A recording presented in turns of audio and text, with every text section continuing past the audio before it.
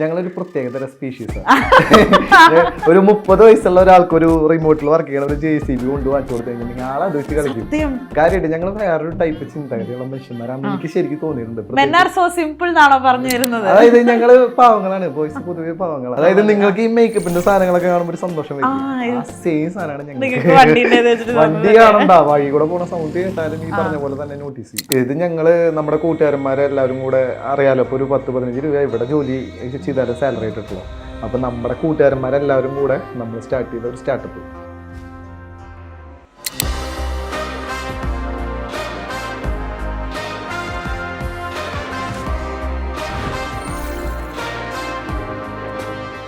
ഏറ്റവും കൂടുതൽ ലക്ഷറി വണ്ടികളുള്ള നമ്മുടെ കേരളത്തിലെ ജില്ല ഏതാ?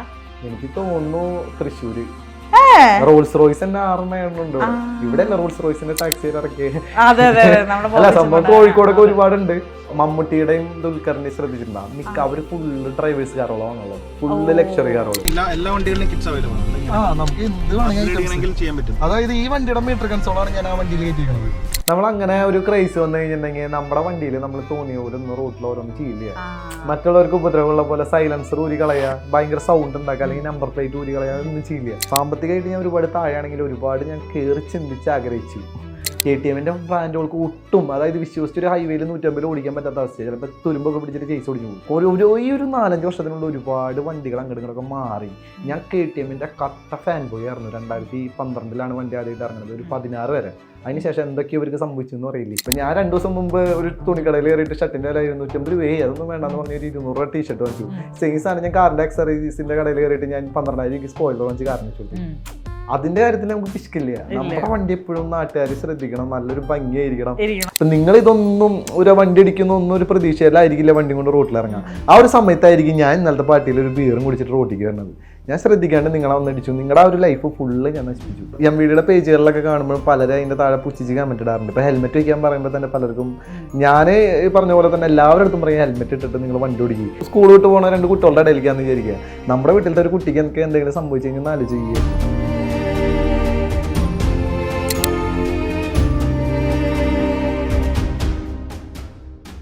Benny's Royal Tours, Kochi, Thrissur, Trivandrum, Calicut. The one and only Arun Smoky ആണ് എൻ്റെ ഇന്നത്തെ ഗസ്റ്റ്. ഹായ് ചേട്ടാ, വെൽക്കം. എപ്പോഴാണ് ഈ ടാഗ് ആക്ച്വലി അരുണിലേക്ക് വന്നത്? അതായത് അരുൺ സ്മോക്കി ആയി ഒരു വണ്ടിപ്രാന്തനായ ഒരു സംഭവം എനിക്ക് തോന്നുന്നു 2012-13 സമയത്താണെന്ന് തോന്നുന്നു.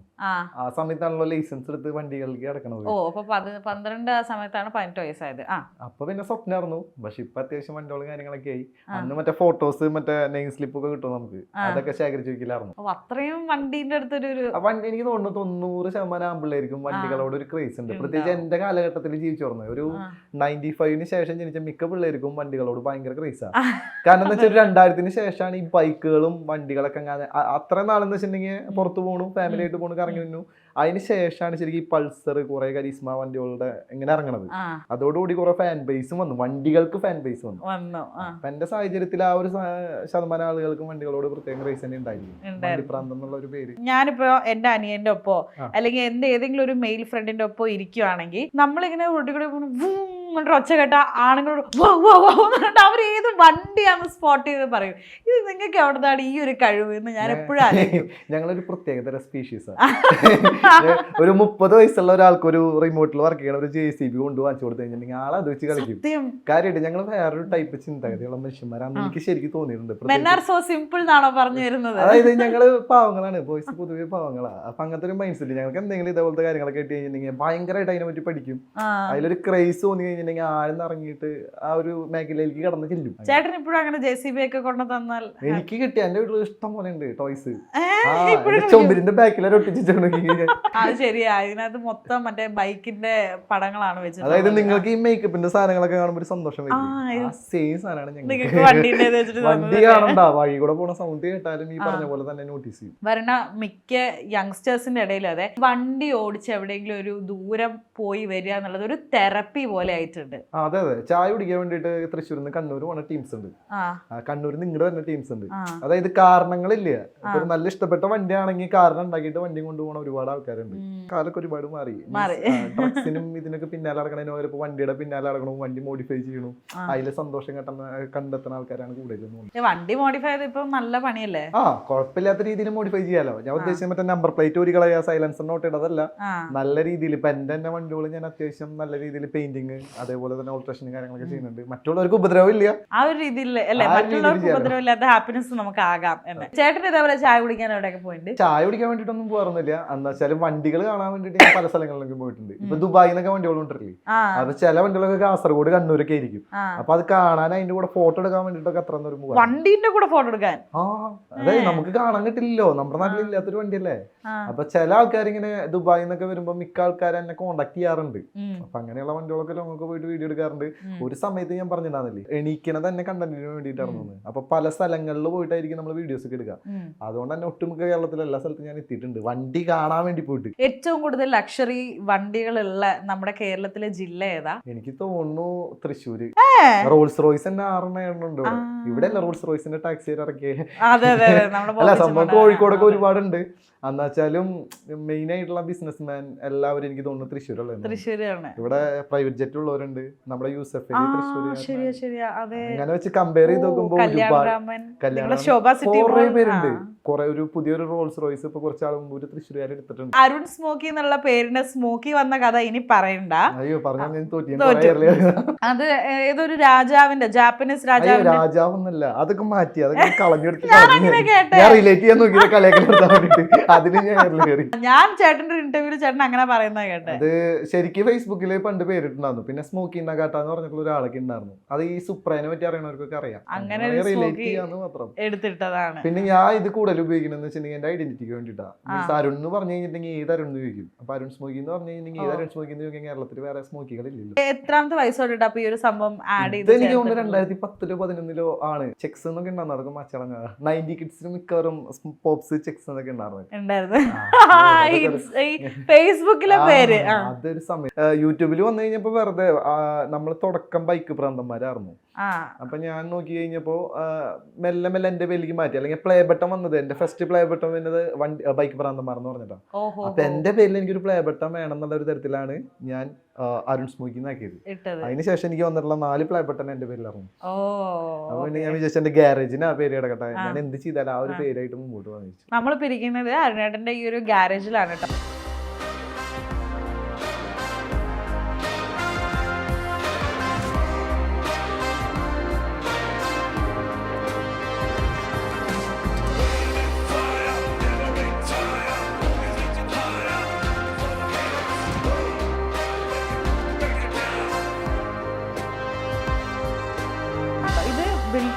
എക്സാക്ട്ലി എത്ര നാളായി? ഇത് 2 വർഷമായി.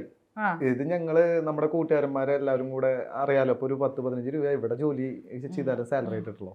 അപ്പൊ നമ്മുടെ കൂട്ടുകാരന്മാരെല്ലാവരും കൂടെ നമ്മൾ സ്റ്റാർട്ട് ചെയ്ത ഒരു സ്റ്റാർട്ടപ്പ് ദൈവം സഹായിച്ചൊരു 4.9. 2 വർഷമായിട്ട് ഇതുവരെ അങ്ങനെ നെഗറ്റീവ് കമന്റ്സ് കാര്യങ്ങളൊന്നും വന്നിട്ടില്ല. ഇനിയാണ് ഞങ്ങൾ യഥാർത്ഥമായിട്ടുള്ള ഞങ്ങളുടെ പരിപാടിയിലേക്ക് കിടക്കുന്നത്. ഇത് ഞങ്ങൾ സക്സസ് ആവില്ല എന്ന് നോക്കാൻ വേണ്ടിട്ട് ചെയ്തതാണ്. ഇനിയിപ്പോ ഷോപ്പും കാര്യങ്ങളൊക്കെ തുടങ്ങണം, ഷോറൂമായിട്ട് ഓൾ കേരള ലെവലിലേക്ക് വളർന്ന് പന്തലിക്കണം എന്നൊക്കെയാണ് എന്റെ ഒരു ആഗ്രഹം. പന്തലിക്കും. ഇവിടെ ഞാൻ കയറി വന്നപ്പം ഇഷ്ടം പോലെ ബൈക്സ് ഉണ്ട്. പക്ഷെ നോ ഒഫൻസ്, എന്നെ ഒന്നും എക്സൈറ്റ് ചെയ്യിപ്പിച്ചില്ല. പക്ഷെ ഇവര് ക്യാമറാമാൻ കാണാൻ ഭയങ്കര എക്സൈറ്റഡ് ആയിട്ട് ഇങ്ങനെ ഉണ്ടായിരുന്നു. വാട്ട് ഇസ് ഓൾ ദിസ് ചേട്ടാ? ഇവിടെ ലൈക്ക് ഇതിന്റെ ഏറ്റവും വില കൂടിയ ബൈക്ക് ഇവിടെ ഉള്ളത് ഏതാണ് എന്നാണ് ഒന്ന് പറഞ്ഞു തരുമോ നമുക്ക്? വില കൂടിയ ബൈക്ക് എന്നല്ല, നമ്മളൊരു 150cc ടു ഒരു 650cc ഇടയിലുള്ള വണ്ടികൾ, പിള്ളേർക്ക് വേണ്ടിയിട്ടുള്ള വണ്ടികൾ മാത്രമേ ചെയ്യുന്നുള്ളൂ. ന്യൂ ജനറേഷൻ ബൈക്സ് എന്നൊക്കെ പറയാറില്ലേ, അതന്നെ. അങ്ങനെ പറഞ്ഞു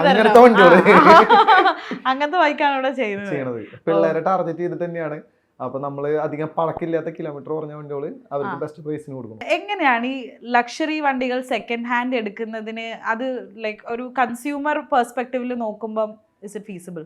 യൂസ്ഡ് ബൈക്സ് എടുക്കുന്നത് അവർക്ക് ലാഭമാണോന്നാണോ ഉദ്ദേശിക്കുന്നത്? അതെ, അത് കുഴപ്പമില്ല, നല്ല വണ്ടികൾ നോക്കി എടുത്തു കഴിഞ്ഞാൽ ലാഭം തന്നെയാണ്. ലാഭം തന്നെയാണ്. അതാണ് ഏറ്റവും വലിയ ടാസ്ക്.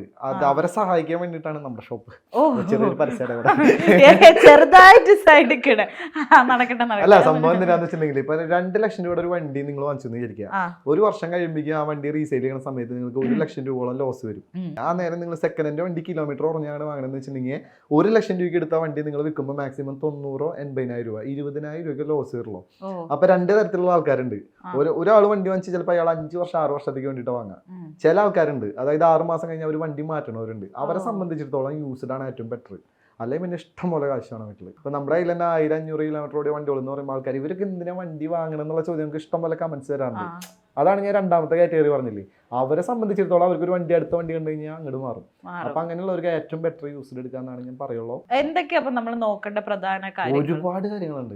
മെയിൻ ആയിട്ട് എന്ന് വെച്ചിട്ടുണ്ടെങ്കിൽ പേപ്പർ വർക്കുകൾ. ഇപ്പൊ പൊതുവായിട്ട് നോക്കേണ്ട വണ്ടീന്റെ കണ്ടീഷനായിട്ടും കൂടുതൽ എനിക്ക് തോന്നുന്നു AI ക്യാമറയുടെ ഫൈനുകൾ ഉണ്ടായിരിക്കും. നമുക്കൊക്കെ 80,000 രൂപ ഫൈനുള്ള വണ്ടിക്കാകെ 75 രൂപയുള്ളൂ.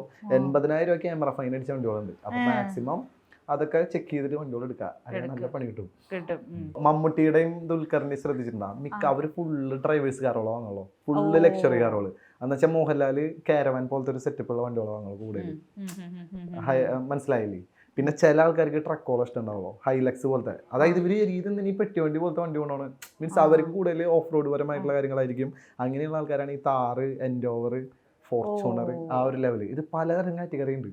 Dream vehicle? എനിക്കിപ്പോ തലയിൽ കയറിക്കണ കാറാണോ ബൈക്കാണോ പറയണ്ടത്? രണ്ടും പറയാം. കാറാണെങ്കിൽ എനിക്ക് 4 വീലർ ആണെന്ന് വെച്ചാൽ എനിക്ക് ഹൈലക്സിൽ ഭയങ്കരമായിട്ട് ക്രേസ് ആയിട്ട് ഇരിക്കുന്നത്. ഹൈലക്സ് എനിക്ക് ഭയങ്കര കുറച്ചാളായി കയറിയിട്ട്. ഇനി ബൈക്കാണെന്ന് വെച്ചിട്ടുണ്ടെങ്കിൽ GS 1250. അടുത്തത് ഡ്രീം ക്രോസ് ഓവർ. എനിക്കിപ്പോ അങ്ങനെ പ്രത്യേകിച്ച് ഡ്രീമുകളൊന്നുമില്ല. ഞാനിപ്പോ ഒരു വീടിന്റെ പിന്നാലെ നടക്കണതാ. അതുകൊണ്ട് ഇങ്ങനത്തെ കുറെ ക്രേസുകൾ ഞാൻ മാറ്റി വെച്ചിരിക്കുക. ഒരു വീട് എന്നുള്ളൊരു സ്വപ്നം. വീട്, അതിലിപ്പോ എന്റെ സ്ഥലത്തിന്റെ രജിസ്ട്രേഷനായി ഇനി വീട് പണിതാൽ മതി. ഈ കാറ് മറ്റേ ഈ UAE ഒക്കെ കാണിക്കുമ്പോ പല സ്ഥലങ്ങളുണ്ടാവും. UAE കഥ പറയുമ്പോ അപ്പ ഇതിന്റെ അവിടുത്തെ ആൾക്കാർ ഇത് ഒട്ടകത്തിന് മറ്റേ പുല്ല് കൊണ്ട് കൊടുക്കണ വണ്ടിയാന്ന് പറഞ്ഞ് കുറെ ആൾക്കാർ. അല്ല, പക്ഷെ എനിക്കത് ഭയങ്കരമായിട്ട് ക്രൈസ് കയറി. എന്താ ഇഷ്ടം അറിയില്ല. എനിക്ക് ഭയങ്കരമായിട്ട് മറ്റേ ക്രഷ് അടിച്ചു എന്നൊക്കെ പറയില്ല ഓരോ പെൺപിള്ളേരെ കാണുമ്പോൾ. അതേപോലെ ഫസ്റ്റ് സൈറ്റിൽ എനിക്ക് ഇഷ്ടമായി. ഞാൻ ഓസ്ട്രേലിയയിലുള്ള സമയത്ത് കുറെ കണ്ട റോട്ടില്. നമ്മുടെ നാട്ടിലാണ് ഇത് സ്റ്റോക്ക് ആയിട്ടുള്ള വണ്ടികളായിരിക്കും, പക്ഷെ അവിടെ മോഡിഫൈ ചെയ്തിട്ടുള്ള വണ്ടികള്, കാരവാൻ ടൈപ്പ്. അപ്പൊ എനിക്കൊരു ക്രൈസ് കയറിയതാ. അതായത് ഞാനിപ്പോ വാങ്ങിച്ചിട്ടുള്ള വണ്ടി എന്ന് വെച്ചാൽ ഈ ഓഫ് റോഡ് വണ്ടികൾക്ക് ഒന്നും എനിക്ക് കാലത്തില്ല. എന്റെ ഹൈറ്റ് ഒരു 5.5 ആ.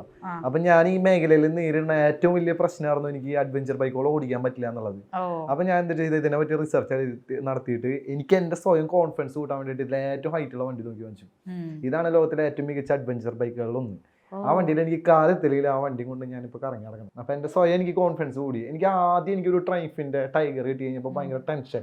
വണ്ടി കിട്ടി, അവസരം കിട്ടിയിട്ട് അത് എനിക്ക് ഉപയോഗിക്കാൻ പറ്റാണ്ടിരിക്കാൻ കാരണം എന്റെ പേടി, ആ ഒരു വികാരം എന്നുള്ളൊരു തോന്നൽ വന്നു. അപ്പൊ പേടിനെ എനിക്ക് എടുത്ത് കളയാൻ വേണ്ടിട്ട് ഞാൻ ചെയ്തതാണ്. ഓക്കെ, ഇനി അടുത്തത് ചേട്ടന് ഭയങ്കര ഒരു ഇമോഷൻ തോന്നുന്ന ഒരു വെഹിക്കിൾ. എനിക്ക് എന്റെ BM ഭയങ്കര ഇഷ്ടമാണ്. ഇപ്പൊ പറഞ്ഞത് എന്താണെന്നറിയില്ല, ഭയങ്കരമായിട്ട് ഇഷ്ടം, ഭയങ്കര ഇഷ്ടം. അതുകൊണ്ടാണ് ഞാനിപ്പോ പറഞ്ഞത് 2 ദിവസം മുമ്പ് ഞാൻ സ്പോയിലറൊക്കെ വാങ്ങിച്ചു. അത് കാണുമ്പോൾ ഭയങ്കര പോസിറ്റീവ് എനർജി. നമുക്ക് ചില സാധനങ്ങളൊക്കെ ഇല്ല, ഇപ്പൊ വീട്ടിൽ ചെടിയൊക്കെ വളർത്തുന്നവർക്ക് ചെടിയൊക്കെ കാണുമ്പോൾ ഭയങ്കര സന്തോഷം വരും. പൂച്ചനെ കാണുമ്പോൾ പെറ്റോള്, അതേപോലെ എനിക്കൊരു പെറ്റ് പോലെ ആയിട്ട് തോന്നുന്നത്. നമ്മൾ അങ്ങനെ ഒരു ക്രൈസ് വന്നു കഴിഞ്ഞിട്ടുണ്ടെങ്കിൽ നമ്മുടെ വണ്ടിയിൽ നമ്മൾ തോന്നിയ പോലെ ഒന്നും റോട്ടിൽ ഓരോന്നും ചെയ്യില്ല. മറ്റുള്ളവർക്ക് ഉപദ്രവമുള്ള പോലെ സൈലൻസർ ഊരി കളയാ, ഭയങ്കര സൗണ്ട് ഉണ്ടാക്കുക, അല്ലെങ്കിൽ നമ്പർ പ്ലേറ്റ് ഊരി കളയാ, ഒന്നും ചെയ്യില്ല.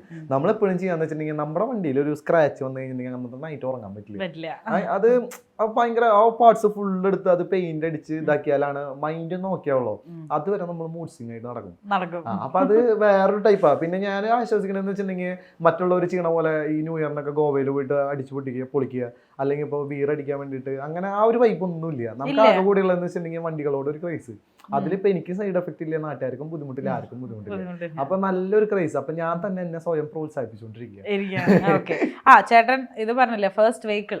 എന്റെ ഡിസ്കവർ 125 ആണെന്ന് തോന്നുന്നു. ഇല്ല, അത് ഞാൻ കൊടുത്തു. അത് എനിക്ക് അതിന് ശേഷം എന്റെ ഡ്രീം അല്ല, മീൻസ് എനിക്ക് ആ വണ്ടി ഇഷ്ടമായിരുന്നു, ആദ്യമായിട്ട് കിട്ടിയ വണ്ടിയാണ്. പക്ഷെ എന്റെ ആഗ്രഹങ്ങൾ ഒരുപാട് മുകളിലായിരുന്നു. സാമ്പത്തികമായിട്ട് ഞാൻ ഒരുപാട് താഴെയാണെങ്കിൽ ഒരുപാട് ഞാൻ കയറി ചിന്തിച്ച് ആഗ്രഹിച്ചു. അതുകൊണ്ടൊക്കെ ആയിരിക്കും ചിലപ്പോൾ ഈ ലെവലൊക്കെ ആയത്.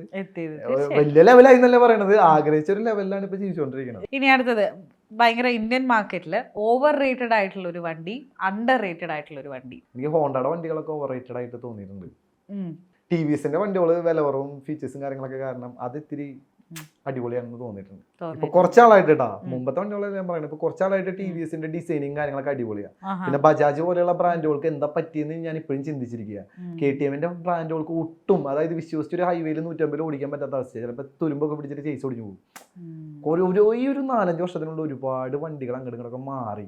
ഞാൻ KTMന്റെ കട്ട ഫാൻ ബോയ് ആയിരുന്നു. 2012 വണ്ടി ആദ്യമായിട്ട് ഇറങ്ങുന്നത്, ഒരു 16 വരെ. അതിനുശേഷം എന്തൊക്കെയോ ഇവർക്ക് സംഭവിച്ചു എന്ന് പറയില്ലേ, എന്തൊക്കെ സംഭവിച്ചു. ഡിസൈനർമാരൊക്കെ പോയി കഴിഞ്ഞപ്പോ അതെ. ഓക്കെ, നമ്മുടെ ഇന്ത്യൻ റോഡ്സിൽ ഏറ്റവും സ്യൂട്ടബിൾ ആയിട്ടുള്ള വണ്ടി എക്സ്പൾസ് കുഴപ്പമില്ല, നല്ല വണ്ടിയാണ്. ഞാൻ ഈ ക്വസ്റ്റിന് ഇപ്പൊ ആൻസർ പറഞ്ഞില്ലേ, ഇത് ഞാൻ ആദ്യം പറഞ്ഞിട്ടുണ്ടോ, പല സെഗ്മെന്റുകളുണ്ട്, പല CC-കളുണ്ട്, ബഡ്ജറ്റ് ഒക്കെ നോക്കിയിട്ട് ഇത് പറയേണ്ടത്. ഇപ്പൊ നോർമലി കോമൺലി ഏറ്റവും കൂടുതൽ ആൾക്കാർ എടുക്കണ ഒരു വണ്ടീനെ പറ്റിയിട്ട് ഞാൻ പറഞ്ഞത്. എക്സ്പൾസ് നമുക്ക് കുഴികളിലൊന്നും വീണാലും വേറെ പരിക്കുകളൊന്നും പറ്റില്ല. പിന്നെ അത്യാവശ്യം ഒരു നല്ല മൈലേജ് ഉണ്ട്, ഡെയിലി യൂസിന് പറ്റിയ വണ്ടിയോ ഫാമിലി യൂസിനും പറ്റും. സൂപ്പർ. ഇനി അടുത്തത് ചേട്ടന് ഞാൻ ഒരു ചാൻസ് തരാണ്, to take a celebrity out on a date in a dream vehicle. എനിക്ക് അങ്ങനെയല്ല, എനിക്ക് ഒരുപാട് വണ്ടി കളക്ഷൻ ഉള്ള ഒരാളെ കിട്ടി കഴിഞ്ഞിട്ടുണ്ടെങ്കിൽ ആളുടെ അടുത്ത് ചോദിച്ചാൽ ആളുടെ കുറച്ച് വണ്ടികളുടെ ഡീറ്റെയിൽസ് അറിയാം. അങ്ങനെ വെച്ചാൽ ദുൽഖറിനെയോ അല്ലെങ്കിൽ ഇപ്പൊ ഫഹദ് ഫാസിൽ അങ്ങനെ ആരെങ്കിലും കിട്ടി കഴിഞ്ഞാൽ മീൻസ് എനിക്ക് ആ വണ്ടികള് മീൻസ് അവരത് സ്വന്തമായിട്ട് ഉപയോഗിക്കണവരാ, അപ്പൊ അവരുടെ എക്സ്പീരിയൻസ് നമുക്ക് അറിയാൻ പറ്റുള്ളൂ. അത്രയുള്ള ഒരു ആഗ്രഹമുള്ളൂ. വണ്ടി ഏതാണ്, ഏത് സെലിബ്രിറ്റീനെ? അപ്പൊ ദുൽഖറിനെ സപ്പോസ് അല്ല, ദുൽഖറിനല്ലേ പറഞ്ഞേ, DQനെ ഏത് വണ്ടിയിൽ കയറ്റി കൊണ്ടുപോകണം അങ്ങനെയൊക്കെ ചോദിച്ചു കഴിഞ്ഞാൽ ഞാൻ ആകെ ഉത്തരം മുട്ടി പോകും. ചേട്ടൻ പോയിണ്ടല്ലോ നിവിൻ പോളിന്റെ ഒപ്പം. നിവിൻ പോളിയുടെ കൂടെ പോയിട്ടുണ്ട്. ആളുടെ അന്ന് BM കയറിണ്ടാണ്. ഇപ്പൊ പുള്ളിയുടെ ഏതെങ്കിലും നല്ലൊരു കാർ നോക്കിയിട്ട് അതിൽ കയറും. എല്ലാം നല്ല കാറുകളാണല്ലോ, ഏതെങ്കിലും ഒന്ന് കയറ്റിയ സന്തോഷമായി. അരുൺ സ്മോക്കിയുടെ ഒരു യൂട്യൂബ് കരിയറിലേക്ക് ഞാൻ വരികയാണ്. എങ്ങനെയാണ് ഇനി ഒരു യൂട്യൂബിന്റെ ഒരു growth as A youth icon, ഒരു യൂട്യൂബർ അല്ലെങ്കിൽ ഇൻസ്റ്റഗ്രാം ഇൻഫ്ലുവൻസർ? ഞാൻ എല്ലാവരെ പോലെ തന്നെ ഇതിനെ പറ്റിയിട്ട് ഒരു പ്രതീക്ഷ ഇല്ലാണ്ട് ഇതിലേക്ക് കയറി വന്നിട്ടുള്ള ഒരു വ്യക്തിയാണ്. ഞാൻ അന്നൊക്കെ ഭയങ്കര മെച്യൂരിറ്റി ഇല്ലാത്തൊരു പ്രായത്തിലാണ് ഞാൻ ഇതിലേക്ക് കടന്നു വന്നത്. അതുകൊണ്ട് തന്നെ കുറെ മണ്ടത്തരങ്ങൾ ആദ്യമേ ചെയ്ത കാരണം എനിക്ക് എന്റെ ഫാൻസ് എന്ന് ഞാൻ പറയില്ല, എനിക്ക് ഫോളോവേഴ്സ് പോലെ തന്നെ എന്നെ ഇഷ്ടപ്പെടാത്ത കുറെ ആൾക്കാരുണ്ട്. പ്രത്യേകിച്ച് ഈ വണ്ടികളുടെ മേഖലയിൽ നല്ല നോളേജ് ഉള്ള ആൾക്കാർക്ക്, ഭൂരിഭാഗം ആൾക്കാർക്ക് എന്നെ ഇഷ്ടപ്പെടാൻ ചാൻസ് ഇല്ല. അത് കാരണം എന്താ വെച്ചാൽ ഞാൻ വണ്ടികളുടെ നെഗറ്റീവ്സും അങ്ങനത്തെ കുറെ കാര്യങ്ങളൊക്കെ പണ്ട് പറഞ്ഞിട്ടുണ്ട്. അപ്പൊ അവരിപ്പോഴും ഞാൻ കണ്ണിലെ കണ്ടെന്നുണ്ട്. അപ്പൊ ഇതിലേക്ക് ഞാൻ കടന്നു വരുന്ന സമയത്ത് ഞാൻ ഇലക്ട്രോണിക്സ് പഠിച്ചിട്ട് വണ്ടി മേഖലയിലേക്ക് വരുന്നു. അപ്പൊ എന്നെ സംബന്ധിച്ചിട്ട് എൻ്റെ വണ്ടികളുണ്ട്, അതിന്റെ റിവ്യൂസും കാര്യങ്ങളൊക്കെ ഇടുന്നു. പിന്നീട് ഷോറൂമുകളിൽ പോകണു. ആൾക്കാർ പറയണതിനനുസരിച്ച്, അതായത് ഇപ്പൊ നിങ്ങൾ എൻ്റെ അടുത്ത് പറയാം ബ്രോ ഇതിനെ പറ്റിയിട്ട് എനിക്ക് അറിയണമെന്നുണ്ട്, വണ്ടി എടുക്കാൻ പ്ലാൻ ഉണ്ട്. അപ്പൊ ആ ഒരു മൈൻഡിലാണ് ഞാൻ പോയിട്ട് വീഡിയോസ് ഇട്ടത്. അപ്പൊ ആ സമയത്ത് ജിയോ വന്നു, ഇന്റർനെറ്റ് ഫ്രീ ആയി, ആൾക്കാരൊക്കെ ഭയങ്കരമായിട്ട് ഇന്റർനെറ്റ് ഉപയോഗിച്ചുകൊണ്ടിരിക്കുന്ന ഒരു സമയത്താണ് ഞാൻ, സഞ്ജു ടെക്കി, കാർത്തിക് സൂര്യ, അതേപോലെ കുറെ യൂട്യൂബേഴ്സ്, മല്യ ട്രാവലർ അടിച്ചു കയറി വരുന്നത്. അപ്പോൾ ഞാൻ എന്തൊരു ചെയ്തതെന്ന് വെച്ചിട്ടുണ്ടെങ്കിൽ, ഞാൻ ഇതെന്റെ മേഖലയായി, മീൻസ് ഇതിൽ വണ്ടി കച്ചവടം നടക്കുന്നുണ്ട്, അതേപോലെ തന്നെ ചെറിയൊരു റവന്യൂ വരുന്നുണ്ട്. ആൾക്കാർ അറിഞ്ഞു കഴിഞ്ഞിട്ടുണ്ടെങ്കിൽ എനിക്ക് വണ്ടി തരാനും എൻ്റെ കയ്യിൽ നിന്ന് വണ്ടി എടുക്കാനും അവർക്കൊരു വിശ്വാസം കാര്യങ്ങളൊക്കെ. ഒരു മാർക്കറ്റിംഗ് ബേസിസിലാണ് ആദ്യം ഇത് തുടങ്ങുന്നത്. ഞാൻ ഒരു വെറുതെ ഒരു തമാശക്ക് തുടങ്ങിയിട്ട് സീരിയസ് ആക്കി, പിന്നെ അതിനെ പറ്റി ഡീപ്പായിട്ട് പഠിച്ച് വീഡിയോസും കാര്യങ്ങളൊക്കെ ചെയ്ത് ഇപ്പൊ ആൾക്കാർക്ക് വണ്ടികളോടുള്ള പ്രിയം കുറഞ്ഞു എന്ന് അറിഞ്ഞു കഴിഞ്ഞപ്പോൾ മെല്ലെ അതിൽ നിന്ന് നിർത്തിയിട്ടുള്ള ഒരു വ്യക്തിയാണ്. ഞാനിപ്പോ വീഡിയോസും കാര്യങ്ങളൊക്കെ കുറവാ, യൂട്യൂബിലെ റിവ്യൂസ് ഒക്കെ കുറവാ. കാരണം എന്താ വെച്ചിട്ടുണ്ടെങ്കിൽ ഇപ്പൊ കുറെ നിബന്ധനകൾ വന്നു. സ്റ്റാർട്ടിങ്ങിൽ ഒന്നും ഉണ്ടാകുന്നില്ല. ഇപ്പൊ എന്താ വെച്ചാൽ വണ്ടിയുടെ കുറ്റങ്ങൾ പറയാൻ പാടില്ല, അവർ പറയുന്ന ഡേറ്റിൽ നമ്മൾ വീഡിയോ അപ്ലോഡ് ചെയ്യാൻ പാടുള്ളൂ, അതിൽ എന്തെങ്കിലും ഒരു ബ്രാൻഡിന്റെ പേര് കാണിച്ചു കഴിഞ്ഞിട്ടുണ്ടെങ്കിൽ അത് റിമൂവ് ചെയ്ത് കളയണം, ഭയങ്കര നിബന്ധനകളായി. അപ്പൊ എനിക്ക് ഒരാൾ റൂൾ ചെയ്തിട്ട് ജോലി എടുക്കണോട് എനിക്ക് താല്പര്യമില്ല. അപ്പൊ അതാണ് ഞാൻ മീഡിയ ട്രയൽസിനൊന്നും പോകാതെ. എന്നെ സംബന്ധിച്ചിട്ട് എനിക്കൊരു ദിവസം ഇഷ്ടം പോലെ ഇവന്റുകൾക്ക് എന്നെ ഇൻവൈറ്റ് ചെയ്യും. ഡൽഹിയില്, മുംബൈയില് എല്ലാ ചിലവരും വീട്ടിൽ വന്ന് പിക്ക് ചെയ്യും, അവിടെ കൊണ്ട് നടക്കാം, അവിടുത്തെ വീട് എടുക്കുക, തിരിച്ചുവരെ വീട്ടിലാക്കിയ. പക്ഷെ ഞാൻ പോകുന്നില്ല. കാരണം എന്താ വെച്ചാൽ ഞാൻ ഇവിടെ വണ്ടി എന്റെ കയ്യിൽ വരുമ്പോൾ ഞാനത് റിവ്യൂ ആയിട്ട് ചെയ്യും. അപ്പൊ എനിക്ക് പ്രശ്നമില്ലല്ലോ, ഞാൻ വാങ്ങിച്ച വണ്ടിയല്ലേ. അപ്പൊ അങ്ങനെ പണ്ടത്തെ കാര്യങ്ങൾ എടുത്ത് നോക്കുകയാണെങ്കിൽ anything that you would change, ഒരു 5 വർഷം മുമ്പുള്ള എന്തെങ്കിലും ഒരു ചേഞ്ച് വരുത്തുമായിരുന്നു? ഞാൻ നന്നായിട്ട് ചേഞ്ച് ആയി. എനിക്ക് ആൾക്കാരുടെ അടുത്തൊന്നും മിങ്കിൾ ചെയ്യാനൊന്നും അറിഞ്ഞില്ല.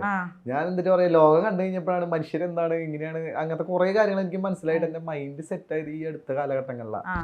അതുവരെ എനിക്ക് അങ്ങനെ ഒരു ഇതൊന്നും ഉണ്ടായിരുന്നില്ല. ഇപ്പൊ ഒരു ഷോറൂമിൽ പോയിട്ട് വണ്ടി തരാൻ വൈകി കഴിഞ്ഞിട്ടുണ്ടെങ്കിൽ മീൻസ് അവരൊക്കെ പുച്ഛിച്ച് കഴിഞ്ഞിട്ടുണ്ടെങ്കിൽ പ്രതികരിക്കും, അങ്ങനത്തെ ഒരു സ്വഭാവിക്കായിരുന്നു. പക്ഷെ കുറെയൊക്കെ ഞാൻ കൺട്രോൾ വെച്ചു. എന്റെ പല ബ്രാൻഡുകൾ എന്റെ പേര് ബ്ലാക്ക് ലിസ്റ്റിലിട്ടേക്കാം. എന്റെ അടുത്ത് ഇപ്പൊ പറയാണ് ഈ പോരായ്മ പറയാൻ പാടില്ല എന്ന് പറഞ്ഞു കഴിഞ്ഞാൽ ഞാൻ എനിക്ക് തോന്നിയ പോരായ്മയല്ല, ഞാൻ പറയും. അങ്ങനെ കുറെ ഇതൊക്കെ ഉണ്ടാകും, അതൊക്കെ മാറി. പക്ഷെ എന്തുകൊണ്ടോ അന്ന് തൊട്ടിട്ട് ഈ അരുൺ സ്മോക്കി എന്ന് പറഞ്ഞിട്ട് അവന്റെ സിനിമ പറയില്ലേ, ഒരുപാട് കേട്ടിട്ടുണ്ട്, ഇപ്പോഴാണ് ഒന്ന് കാണാൻ പറ്റിയത്. അതെന്തിനാന്ന് വെച്ചാല് ആ സമയത്ത് അങ്ങനെ വണ്ടികളോട് ക്രൈസ് ഉള്ള ആളുകളെ വലിയ ഇതൊന്നും ഉണ്ടായിരുന്നില്ല. അവരൊക്കെ മീൻസ് ഈ സൈലൻസറിൽ തൊളയുണ്ടാക്കി കിടക്കാം, ഭയങ്കര പുച്ചായിരുന്നു സമൂഹത്തിന്. അപ്പൊ അതിന്റെ ഇടയിൽ ഒരു മാറ്റം കൊണ്ടുവരാൻ ഞാൻ കുറെ ശ്രമിച്ചിട്ടുണ്ട്. എന്റെ പല വീഡിയോസിൽ ഞാൻ പറഞ്ഞിട്ടുണ്ട് മാനിയായിട്ട് വണ്ടി ഓടിക്കുക. അതേപോലെ എന്റെ ഒരൊറ്റ വീഡിയോയിൽ ഈ സ്റ്റണ്ടിങ് കാര്യങ്ങളൊന്നും ഞാൻ പ്രൊമോട്ട് ചെയ്യുന്നുണ്ടായിരിക്കില്ല.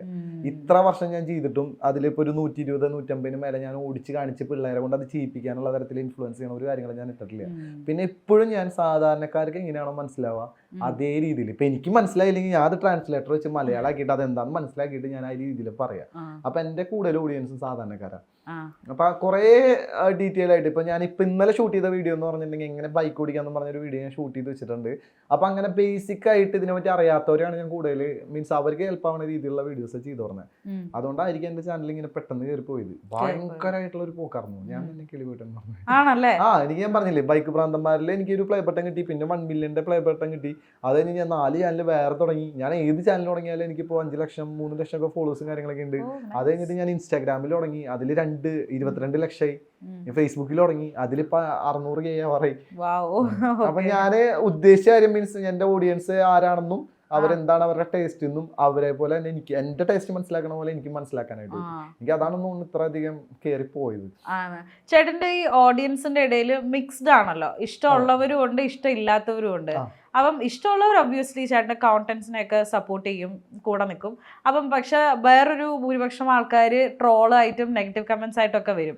അത് എങ്ങനെയാ കോപ്പ് ചെയ്യുന്നത്? അത് ചേട്ടന് ലൈക്ക് മൂഡ് പോകുന്ന രീതിയിൽ മെന്റൽ ഹെൽത്തിനൊക്കെ എഫക്ട് ചെയ്യാറ്? എനിക്ക് ആദ്യം എന്റെ മൂഡ് പോയിട്ട് മീൻസ് ഭയങ്കരമായിട്ട് എനിക്ക് വിഷമം കാര്യങ്ങളൊക്കെ വരും. അപ്പൊ ഞാൻ തന്നെ അത് സ്വയം മോട്ടിവേറ്റ് ചെയ്ത് മാറ്റി. ഇവരൊരു വട്ടം പറയുന്ന സംഭവം പിന്നീട് ഒരു വീഡിയോയിൽ അവർക്ക് പറയാൻ പറ്റാത്ത വിധത്തിൽ ഞാൻ വീഡിയോസ് ചെയ്തു. ഇപ്പൊ നിങ്ങൾ എന്നെ വന്നിട്ട് എന്നെ കളിയാക്കാണ്, എടാ നീ എന്തിട്ട് ആ വേഷത്തിലാണ് ചെയ്തത്, അല്ലെങ്കിൽ ഇതിനെ കുറിച്ചിട്ട് ഇങ്ങനെയാണോ പറയേണ്ടത്, അല്ലെങ്കിൽ ആ പറഞ്ഞ വേർഡ് തെറ്റാന്ന് പറഞ്ഞാൽ പിന്നീടുള്ള ഒരു വീഡിയോയില് അങ്ങനെ ഞാൻ യൂസ് ചെയ്യില്ല. അപ്പൊ അവരെ സംബന്ധിച്ച് മീൻസ് നെഗറ്റീവ് കമന്റ്സ് എന്നെ സംബന്ധിച്ചിടത്തോളം എന്റെ വളർച്ചയിൽ നല്ല രീതിയിൽ പങ്കുവച്ചിട്ടുള്ള ഒരു ഘടകമായിട്ട് മാത്രമേ കാണുള്ളൂ. കാരണം എന്താ വെച്ചാൽ എന്റെ നെഗറ്റീവുകൾ അവർ കളിയാക്കിയിട്ടാണെന്ന് വെച്ചാൽ അവർ പറഞ്ഞു തരുമ്പോഴാണ് ഞാൻ അത് ഉൾക്കൊള്ളുന്നത്. മീൻസ് അതൊരു പൊട്ടത്തരായിരുന്നു അല്ലെങ്കിൽ ഒരു മണ്ടത്തരായിരുന്നു. ചേട്ടനെ മറ്റുള്ള ഇൻഫ്ലുവൻസേഴ്സിനെ യൂട്യൂബേഴ്സിനെ വെച്ച് കമ്പയർ ചെയ്യുമ്പോൾ unique thing in you is what എന്താ വെച്ച് കഴിഞ്ഞാൽ വീട്ടുകാരുടെ കൂടെയോ ഫ്രണ്ട്സിന്റെ കൂടെയോ കൂടെയുള്ള പിക്ചേഴ്സ് ഒന്നും യുനോ പുറത്ത് നമ്മളെ സോഷ്യൽ മീഡിയനെ അങ്ങനെ അറിയിക്കുന്ന ഒരു ആളായിട്ട് എനിക്ക് തോന്നിയിട്ടില്ല. ഞാൻ അങ്ങനെ എന്റെ പേഴ്സണൽ ലൈഫ് ഒരു സോഷ്യൽ മീഡിയയിൽ എവിടെയും ഞാൻ അങ്ങനെ ഇട്ടിട്ടില്ല. ആ കൂടെ അമ്മയുടെ കുറച്ച് വീഡിയോസും കാര്യങ്ങളൊക്കെ ആയിരിക്കും ഉണ്ടായിരിക്കുക. അതായത് ഞാൻ വണ്ടികളെ സ്നേഹിക്കുന്ന ഒരാള്. അപ്പൊ ആ ഒരു ക്യാരക്ടറിൽ എന്നെ ആൾക്കാർ കണ്ടാൽ മതി. അതിന്റെ ഉള്ളിൽ ഞാൻ പുറത്തുനിന്നുള്ള സംഭവങ്ങൾ മിക്സ് ചെയ്യാൻ ഞാൻ ആഗ്രഹിച്ചിട്ടില്ല. മീൻസ് അങ്ങനെയാണ് ഞാൻ എന്റെ ഇൻസ്റ്റാഗ്രാം ഇപ്പോഴും വളർത്തിക്കൊണ്ടിരിക്കുന്നത്. എന്റെ കൂടെ വണ്ടികളുള്ള ചിലപ്പോൾ 2000 പിക്കിൽ ഒരു 1500 പിക്കിൽ എന്റെ കൂടെ വണ്ടികളുണ്ടായിരിക്കും. പക്ഷെ വേറെ ആരായിട്ട് ഞാൻ അങ്ങനെ ഫോട്ടോസ് ഒന്നും അപ്ലോഡ് ചെയ്തിട്ടില്ല. സോഷ്യൽ മീഡിയയിൽ ഞാൻ ഇങ്ങനെയാണെന്ന് അറിയപ്പെടുന്ന രീതിയിൽ ഞാനത് മാക്സിമം ഞാൻ നോക്കിയിട്ടുണ്ട്. പേഴ്സണൽ ലൈഫ് മാറ്റി അതിലേക്ക് എന്റെ പേഴ്സണൽ ലൈഫ് ഞാൻ കൊണ്ടുവരാൻ നോക്കിയിട്ടില്ല. ഇപ്പോഴാന്ന് വെച്ചാൽ ഞാൻ ഇടുന്ന റീൽസ് കാണിച്ചാൽ പോലും അത് ആ ഒരു തരത്തിലാ. അമ്മമാർക്ക് എപ്പോഴും ടെൻഷനാണല്ലോ, മക്കള് വണ്ടി എടുത്തിട്ട് ചീറിപ്പാഞ്ഞു പോകുമ്പോ അവിടുത്തെ അമ്മയുടെ ആറ്റിറ്റ്യൂഡ് എന്താണ്? ഇല്ല, ഇതുവരെ പ്രശ്നങ്ങളൊന്നും ഉണ്ടാവാത്തോണ്ട് സ്റ്റീൽ കയറാത്ത ഒരു മോനായതുകൊണ്ട് പിന്നെ പ്രശ്നമൊന്നുമില്ല. 28 വയസ്സായിട്ട് ഇതുവരെ ഞാൻ വണ്ടിയിൽ കൊണ്ടില്ല. ഇതുവരെ അങ്ങനെ പ്രശ്നങ്ങൾ ഉണ്ടായിട്ടില്ല. ആക്സിഡന്റ് ഒക്കെ ആയിട്ടുണ്ട്, വേറെ ബുദ്ധിമുട്ടുകളൊന്നും. ആദ്യത്തെ ആക്സിഡന്റിൽ ഞാൻ പഠിച്ചു. അതായത് ഞാൻ പറഞ്ഞില്ലേ, ഞാൻ പണ്ടത്തെ സ്വഭാവം വേറെ മനസ്സിൽ മെച്യൂരിറ്റി ഇല്ലാണ്ട് കുറെ കാര്യങ്ങൾ അറിയാണ്ടാണ് ഇതിലേക്ക് വന്നിട്ടുള്ളത്. അപ്പൊ അത് അറിഞ്ഞതിന് ശേഷം എനിക്ക് മനസ്സിലായി ബൈക്ക് അത്ര സേഫ് അല്ല. മീൻസ് ഹെൽമെറ്റും ജാക്കറ്റ് കാര്യങ്ങളൊക്കെ യൂസ് ചെയ്യണം. അതിന് ശേഷം എന്റെ എല്ലാ ഫോട്ടോസിലും എനിക്ക് ജാക്കറ്റും ഗ്ലൗവും ഹെൽമെറ്റും ഒക്കെ ഉണ്ടായിരിക്കും.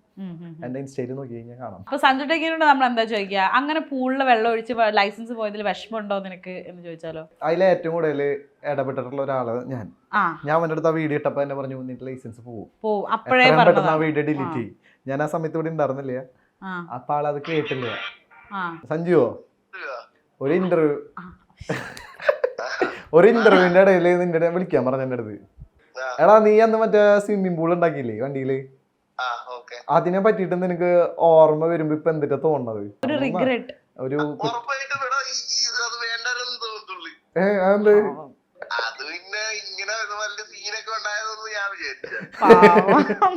അവറിയാണ്ട് ചെയ്ത് ഞാന് ഇവനെ വിളിച്ച് പറഞ്ഞിട്ടുണ്ടായിരുന്നു അന്ന് തന്നെ. ആർക്കായാലും അബദ്ധം പറ്റും, അറിയാണ്ട് ചെയ്താ മനഃപൂർവ്വം അങ്ങനെ ചെയ്യണ കുട്ടിയല്ല. Hi Sanju techie, I will meet you some time soon. Hi bye. ശരിടാ, ഞാൻ വിളിക്കാം. സഞ്ജു ടെക്കി ആണോ ചേട്ടന്റെ ഫേവറേറ്റ് ഓട്ടോമോട്ടീവ്? അല്ല, ഞാന് എല്ലാവരുമായിട്ട് കണക്ഷൻ ഉണ്ട്, കൂട്ടുകാരന്മാരാണ്. മീൻസ് യൂട്യൂബിൽ നിന്ന് എനിക്ക് അങ്ങനെ വലിയൊരു ഗ്യാങ്ങിനെ കിട്ടി. കൂടെ പഠിച്ച പോലെ തന്നെ കൂടെ പിറപ്പ് എന്നൊക്കെ പറയാവുന്ന കുറെ പേരുണ്ട്. റോഷൻ, സഞ്ജു, ഒട്ടുമിക്ക എല്ലാവരും ഉണ്ട്. പിന്നെ കാസർഗോഡ് മുതല് ട്രിവാൻഡ്രം വരെ ഉണ്ട്. യൂട്യൂബ് ഫാമിലി ഇങ്ങനെ ഫുള്ളുണ്ട്, ഫാമിലി ആയിട്ട് തന്നെ കാണുന്നത്. മീൻസ് അവരൊക്കെ മീൻസ് നമുക്ക് ഇതുവരെ പൊട്ടയായിട്ടൊന്നും ചെയ്തു തന്നിട്ടില്ല. ദിലീപ് PG കുറെ ആൾക്കാരുണ്ട്. എല്ലാവരും എടുത്ത് പറയാത്തതിന്റെ വലിയ പണങ്ങ വരും. എല്ലാവരുമായിട്ട് നല്ല കണക്ഷൻ, നല്ല കണക്ഷനാണ്. ചേട്ടൻ എങ്ങനെയാണ് ഒരു റിവ്യൂ ഒരു വണ്ടിനെ പറ്റിയിട്ട് ചെയ്യുമ്പം അതിന്റെ ഒരു പ്രിപ്പറേഷൻ എങ്ങനെ പോകുന്നത്? ഞാൻ ആദ്യമേ തന്നെ ആ വണ്ടി അതിന്റെ ഫോട്ടോസും കാര്യങ്ങളൊക്കെ നോക്കും ഗൂഗിളിൽ. മീൻസ് അതിന്റെ എന്നെ സംബന്ധിച്ചിടത്തോളം വണ്ടിയുടെ ഷേപ്പ് ഡിസൈനിങ്ങും ഭയങ്കര ഇമ്പോർട്ടന്റ് ആയിട്ട് ഞാൻ കാണുന്ന ഒരാളാണ്. മീൻസ് ഞാൻ ഈ സെഗ്മെന്റിൽ പെട്ടുള്ള മറ്റുള്ള വണ്ടികൾ വെച്ചിട്ട് ഇതിന് എന്താണ് സ്പെഷ്യൽ, ഈ വണ്ടി എടുത്തു കഴിഞ്ഞാൽ ആൾക്കാർക്ക് എന്താണ് ഉപകാരം, ഇത് ഏതൊക്കെ സാഹചര്യങ്ങളിൽ ഉപയോഗിക്കാം, ഡെയിലി യൂസിന് പറ്റുമോ, വീക്കിലി ടൂറിങ്ങിന് പറ്റിയ വണ്ടിയാണോ, കുറേ കാര്യങ്ങൾ നോക്കും. സീറ്റിന്റെ കംഫർട്ട് മുതൽ ടയറിന്റെ ബ്രാൻഡ് വരെ നോക്കും. എന്നിട്ടായിരിക്കും ഞാൻ വീഡിയോ ചെയ്യുക. എന്നിട്ട് ഞാൻ ആ പ്രൈസ് റേഞ്ച് വെച്ച് ഇതിനെ കമ്പയർ ചെയ്യും. അതാണ് എനിക്ക് ഇത്ര അധികം ബ്ലാക്ക് ലിസ്റ്റ് ചെയ്തേക്കുന്നത്. എനിക്കിതൊക്കെ ആക്ച്വലി ഇപ്പൊ ഇങ്ങനെ ചേട്ടൻ ഇങ്ങനെ ബ്രേക്ക് ഡൗൺ ചെയ്ത് പറഞ്ഞു തരും. അതായത് ആദ്യത്തെ തന്നെ നമ്മളെ വീക്ക്നെസ് കയറി പിടിച്ചു. അതായത് നിങ്ങൾ ബ്യൂട്ടി പ്രോഡക്ട്സ് നോക്കും. ഇത് പറഞ്ഞപ്പോൾ എനിക്ക് എന്താ ഓർമ്മ എന്നറിയാം, ഞങ്ങളിപ്പോൾ എന്തെങ്കിലും ഒരു ക്രീം നോക്കണം, ഞങ്ങളിങ്ങനെ അതിന്റെ ഇൻഗ്രീഡിയൻസ് ഒക്കെ നോക്കും. അതാണ് എനിക്ക് മനസ്സിലാവുന്നുണ്ട് ചേട്ടാ. Nice to meet you. ഇത് കുറെ നമ്മളെ ചുറ്റുള്ള ആൾക്കാർക്കൊക്കെ ഓരോ യൂണിവേഴ്സിൽ പെട്ടിട്ടുള്ള ഒരു ആൾക്കാരായിട്ട് കരുതാം. മീൻസ് അവരുടേതായിട്ടുള്ള ഒരു ലോകത്തിലാണ് അവർ ജീവിക്കുന്നത്. അപ്പൊ അതില് ഞങ്ങളെ പോലെയുള്ള ആൾക്കാർക്ക് വണ്ടികളെ കുറിച്ചിട്ട് ഇപ്പൊ ഞാൻ പറഞ്ഞ പോലെ തന്നെ ടയറിന്റെ ബ്രാൻഡ് എന്ന് വെച്ചാൽ ആര് ശ്രദ്ധിക്കും? നോർമൽ ആയിട്ടുള്ള ഒരാള് ഈ കാറിന് കിടക്കുന്ന ടയർ ഏതാന്ന് വെച്ച് കഴിഞ്ഞാൽ ചിന്തിക്ക് പോലും ഇല്ല. ഇത് ഞങ്ങളൊരു വേറൊരു ടൈപ്പ് ഓഫ് യൂണിവേഴ്സ് ആണ്. ഞങ്ങൾക്ക് ട്രാവൽ ചെയ്യണ തന്നെ വണ്ടി ഓടിക്കാനുള്ള ഒരു റീസൺ ഉണ്ടാകും. ഇപ്പൊ ഒരു സ്ഥലത്തേക്ക് പോകണമെന്ന് പറയുമ്പോൾ ബൈക്കും കൊണ്ട് പോണവരുണ്ടായിരിക്കും, ബസ്സിൽ പോണവരുണ്ടായിരിക്കും, ഫ്ലൈറ്റിൽ പോണവരുണ്ടായിരിക്കും. ഇപ്പൊ എന്നെ ബാംഗ്ലൂർക്ക് ഒരു പ്രോഗ്രാമിന് വിളിച്ചപ്പോൾ ഞാൻ അവിടെ നിന്ന് കാർ എടുത്തിട്ട് പോയി. എനിക്ക് അവർ പറഞ്ഞ് ഫ്ലൈറ്റ് ടിക്കറ്റ് എടുത്ത് തരാം. പക്ഷെ എനിക്കൊരു തൃപ്തി വരില്ല, ഒരു സന്തോഷമില്ല. ഇപ്പൊ നിങ്ങൾ ലിപ്സ്റ്റിക് ഇടാണ്ട് പുറത്തേക്ക് ഇറങ്ങി കഴിഞ്ഞിട്ടുണ്ടെങ്കിൽ ഒരു കോൺഫിഡൻസ് കുറവില്ല, അല്ലെങ്കിൽ ഒരു വിഷമം. ഞാൻ ആദ്യം വണ്ടിയിൽ ഇറങ്ങിയത് ഇങ്ങനെ ബാത്റൂം എവിടെ അത് എപ്പോഴും അത് മൈൻഡിൽ വരുവേ. അതാണ് ഏറ്റവും വൃത്തിയായിട്ട അവസ്ഥ. നമ്മുടെ ഗ്രീൻ ഹൗസിലെ ചെക്കൻ എല്ലാരും കൂടി ഇട്ട് ട്രോളില്ലേ, കണ്ടോ? അരുൺ അയ്യോ, ഞാൻ എനിക്ക് വണ്ടിയുടെ പ്രശ്നം മാത്രമല്ലോ. ഞാൻ വേറൊരാളിങ്ങനെ ചെയ്യണമെന്ന് ഞാൻ പറയാറില്ല. അപ്പൊ അത് വേറൊരു ടൈപ്പ് ഓഫ് യൂണിവേഴ്സ് അല്ലേ. ആളെ നമ്മളെ പ്രേരിപ്പിക്കണ പോലെ എനിക്ക് തോന്നിയിരിക്കണത്. മീൻസ് അങ്ങനെ നോക്കണം, ഇങ്ങനെ നോക്കണം. എന്നെ സംബന്ധിച്ചിട്ട് എന്റെ കാര്യം ഞാൻ ഇങ്ങനെയാണെന്നുള്ള തരത്തില് ഞാൻ ഇപ്പൊ റൂൾ ചെയ്യുന്ന കാര്യങ്ങൾ എന്തിട്ടാന്ന് വെച്ചിട്ടുണ്ടെങ്കിൽ പലപ്പോഴും ഞാൻ എന്റെ വീഡിയോസ് കൂടെ പറയാറുണ്ട്, മറ്റുള്ളവർക്ക് ഉപദ്രവം ഇല്ലാത്ത രീതിയിൽ വണ്ടി ഓടിക്കുക, ജീവിക്കുക. റോഡിൽ നമ്മൾ ഒറ്റയ്ക്കില്ല. ഇപ്പൊ നിങ്ങളുടെ ഫാമിലി കാര്യങ്ങളൊക്കെ നിങ്ങൾക്ക് മാത്രമേ അറിയുള്ളൂ. എന്നെ സംബന്ധിച്ച് എനിക്ക് നിങ്ങളുടെ പേഴ്സണൽ ഡീറ്റെയിൽസ് ഒന്നും അറിയില്ല. അപ്പൊ നിങ്ങൾ ഇതൊന്നും ഒരു വണ്ടി അടിക്കുന്ന ഒന്നും ഒരു പ്രതീക്ഷയിലായിരിക്കില്ല വണ്ടി കൊണ്ട് റോഡിൽ ഇറങ്ങാം. ആ ഒരു സമയത്തായിരിക്കും ഞാൻ ഇന്നലത്തെ പാർട്ടിയിൽ ഒരു ബീറും കുടിച്ചിട്ട് റോഡിലേക്ക് വരുന്നത്. ഞാൻ ശ്രദ്ധിക്കാണ്ട് നിങ്ങളെ വന്നടിച്ചു, നിങ്ങളുടെ ആ ഒരു ലൈഫ് ഫുള്ള് ഞാൻ നശിപ്പിച്ചു. അത് ഭയങ്കര വലിയൊരു സംഭവമാണ്. ഒരാളെ കൊന്നു പറഞ്ഞു കഴിയുമ്പോൾ ഭയങ്കര സംഭവമാണ്. അപ്പൊ അത് ഞാൻ മാക്സിമം ശ്രദ്ധിക്കാറുണ്ട്. ഒരാളെ മാത്രമല്ല അത് എഫക്ട് ചെയ്യുക. അപ്പൊ നിങ്ങളെ സംബന്ധിച്ച് നിങ്ങളുടെ ഫാമിലിയിലത്തെ ആൾക്കാരെ എഫക്ട് ചെയ്യും. നിങ്ങൾക്ക് ബോയ് ഫ്രണ്ട് ഉണ്ടെങ്കിൽ ആളെ എഫക്ട് ചെയ്യും. ഭയങ്കരമായിട്ടൊരു വലിയൊരു തലമുറേനെ ഫുള്ള് എഫക്ട് ചെയ്യുന്ന ഒരു കാര്യം. അപ്പൊ എന്തിനാ വെറുതെ നമ്മുടെ ഒരു അശ്രദ്ധ കാരണം അങ്ങനെ ചെയ്യണം എന്നുള്ള കാര്യത്തിൽ ഞാൻ ഒരുപാട് സംസാരിച്ചിട്ടുണ്ട്.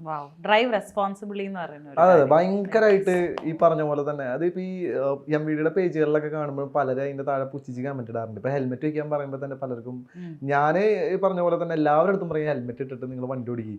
നമുക്ക് വേണ്ടിയിട്ട് മാത്രമല്ല, ഇപ്പൊ നമ്മൾ ഹെൽമെറ്റ് ഇല്ലാണ്ട് ഒരു വണ്ടി ഓടിച്ചിട്ട് ഒരു കാറ്റത്ത്, ഇപ്പൊ നല്ല കാറ്റുള്ള സമയമാണ്, ഒരു കരട് നമ്മുടെ കണ്ണിൽ പോയി, നമ്മൾ നേരെ ചെന്ന് കാണുന്നത് ഒരു സ്കൂൾ വിട്ട് പോകുന്ന രണ്ട് കുട്ടികളുടെ ഇടയിലേക്കാന്ന് വിചാരിക്കുക. നമ്മുടെ വീട്ടിലത്തെ ഒരു കുട്ടിക്ക് എനിക്ക് എന്തെങ്കിലും സംഭവിച്ചു കഴിഞ്ഞാൽ ആലോചിക്കുക. ഇപ്പൊ ഒരു വണ്ടി മറിഞ്ഞിട്ട് ഇപ്പൊ ഒരു കുട്ടി മരിച്ചു ബസ്സിന്റെ ഇടയിൽ വിട്ടിട്ട്, അത് എത്രയും വലിയ ആഘാതമാണെന്ന് ആ വീട്ടുകാർക്ക് മാത്രമേ മനസ്സിലാവുള്ളൂ. അപ്പൊ അങ്ങനെ കുറെ സംഭവങ്ങളുണ്ട്. അപ്പൊ മാക്സിമം ശ്രദ്ധിച്ച് ഓടിക്കാൻ പറഞ്ഞിട്ട് ഞാൻ അങ്ങനത്തെ കാര്യങ്ങൾ പറയാറുണ്ട്. അതെ അതെ. എന്തായാലും വണ്ടിപ്രാന്തന്മാരുടെ യൂണിവേഴ്സിൽ നിന്ന് കുറച്ച് നേരത്തേക്ക് നമ്മൾ അരുൺ സ്മോക്കിനെ ഒന്ന് കൊണ്ടുവന്ന് കുറച്ച് നേരം കുറെ കാര്യങ്ങളൊക്കെ സംസാരിച്ചു. എനിക്ക് ആക്ച്വലി ഇത്രയും ഡീറ്റെയിൽ ആയിട്ട് വണ്ടികളെ പറ്റിയിട്ട് ആരും ഇരുന്ന് പറഞ്ഞു തന്നിട്ടില്ല കേട്ടോ. For the first time it's you. അപ്പോൾ thank you so much Arun ചേട്ടാ. ഇനിയും കോണ്ടന്റ്സും അതുപോലെ തന്നെ റിവ്യൂസും ഒക്കെ അത് I'm excited for your showroom. All the very best. അതാണ് ഇനി വരുന്ന ഒരു വലിയ സ്വപ്നം, അതും വീടും അല്ലേ. ജീവിക്കണ്ടേ, വില കയറ്റണ്ടേ. അതായത് നമുക്ക് ക്രൈസ് ഉള്ള കാര്യങ്ങളിൽ, നമുക്ക് ഇൻട്രസ്റ്റ് ഉള്ള കാര്യങ്ങളിൽ നമ്മൾ ജോലി ചെയ്ത് കഴിഞ്ഞിട്ടുണ്ടെങ്കിൽ അത് വേറൊരു സന്തോഷം. അത് ഭയങ്കര പോസിറ്റീവായിട്ട് രാവിലെ എണീക്കാൻ പറ്റും, സുഖമായിട്ട് കിടന്ന് ഉറങ്ങാൻ പറ്റും. ഞാൻ എന്റെ ജീവിതത്തിൽ ഏറ്റവും കൂടുതൽ ആഗ്രഹിക്കുന്നത് സമാധാനമായിട്ട് കിടന്ന് ഉറങ്ങാനാണ്. അപ്പൊ എനിക്കിപ്പോ സമാധാനമായിട്ട് ഉറങ്ങാൻ പറ്റുന്നുണ്ട്. അപ്പൊ ഈ ഒരു തരത്തില് അതൊന്നും കൂടെ ഉറക്കം കൂട്ടാനുള്ള തരത്തിലുള്ള കാര്യങ്ങൾ ചെയ്യാൻ വേണ്ടി പോകും. അതെ അതെ. എനിവേ അങ്ങനെ നല്ല സമാധാനപരമായിട്ടുള്ള ലൈഫ് മുമ്പോട്ട് പോകട്ടെ. Wishing you a great 2025 ahead. Thank you. പിന്നെ എന്റെ 25ാമത്തെ ആദ്യത്തെ ഇന്റർവ്യൂ ഓക്കെ. അപ്പൊ thank you guys, bye. Benny's royal tours, Kochi, Thrissur, Trivandrum, Calicut.